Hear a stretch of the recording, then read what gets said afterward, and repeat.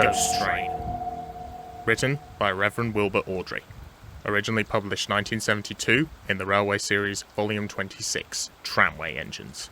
Read by Duck Wilson. And every year on the date of the accident, it runs again, plunging into the gap, shrieking like a lost soul. Percy, what are you talking about? Asked Thomas. The ghost train. Driver saw it last night. Where? Asked Toby. He didn't say, but it must have been on our line. He said ghost trains run as a warning to others. Oh, Percy shivered. It makes my wheels wobble to think of it. Puh, scoffed Thomas. You're just a silly little engine, Percy. I'm not scared. Thomas didn't believe in your ghost, said Percy the next morning. His driver laughed. Neither do I. It was a pretend ghost on television. Percy was disappointed, but he was kept too busy with his stone trucks all day to even give a thought to ghost tales. As the sun set that evening, he shunted his last train at the harbour and set off for the top station, Light Engine. Percy liked running at night. He coasted along without effort, the rails hummed, and the signal lights shone green as he approached. He knew exactly where he was, even in the dark. Crow's Farm Crossing, he chanted happily. We shan't be long now. Little did Percy know that he was heading for trouble. Sam the farmer had forgotten that Mr. Crow wanted a load of lime taken to 40-acre field. When he remembered, it was nearly dark. He rode in a hurry, bumped over the crossing, and sank the cart's front wheels in mud in the field gate. The horse tried hard, but couldn't move it. The cart's tail still fouled the railway line. Sam gave it up. He unharnessed the horse and rode back to the farm for help.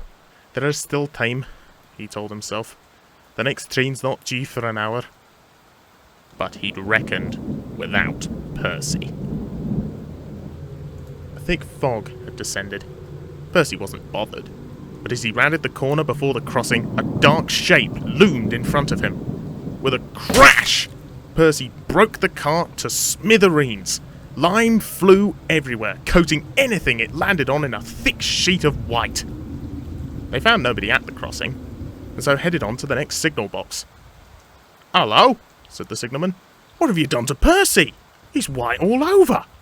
Percy's crew, also coated in lime, explained what had happened. "I'll see to it," said the signalman. "But," he chuckled, "you better clean Percy, or people might think he's a ghost." This gave Percy an idea. Do let's pretend I'm a ghost and scare Thomas. That'll teach him to say I'm a silly little engine. On the way, they met Toby. Percy explained the plan, and Toby was happy to oblige.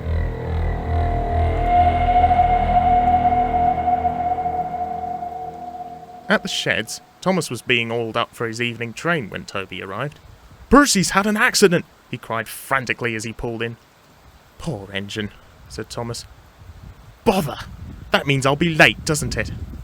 "Well, they've cleared the line for you," replied Toby. "But there's something worse." "Out with it, Toby," interrupted Thomas impatiently. "I can't wait all evening." "I've just seen something," said Toby in a shaky voice. "It looked like Percy's ghost. It said it was coming here to warn us." "Who cares?" scoffed Thomas, unperturbed. "Don't be frightened, Toby. I'll take care of you." Percy approached the shed quietly and glided through it. Pee, pee, pip, pip, pip, pee. As arranged, Toby's crew quickly shut the doors. "Let me in! Let me in!" wailed Percy in a spooky voice. "No, no," replied Toby. "Not by the smoke of my chimney, chim. I'll chuff and I'll puff and I'll break your door in." "Oh dear!" exclaimed Thomas. "It's getting late. Oh, I had no idea. Oh, I must find Annie and Clarabelle." And he hurried out the other way. Percy was none the worse for his adventure, and still in good spirits. He was soon cleaned, but Thomas never returned. It was only the next morning, when Toby brought a train down from the quarry that he spied Thomas sitting in a siding. "Where have you been?" he inquired. "Ah, well," stammered Thomas, "I knew you'd be sad about Percy, and, I didn't want to intrude. I slept in the goods shed, and, goodness, is that the time? Sorry, can't stop. Got to see a coach about a train." And he shot off like a jackrabbit. Percy steamed up from where he'd been shunting. He'd heard everything. Well, he laughed. "What do you know about that?" "Anyone would think," chuckled Toby, "that our Thomas had just seen a ghost."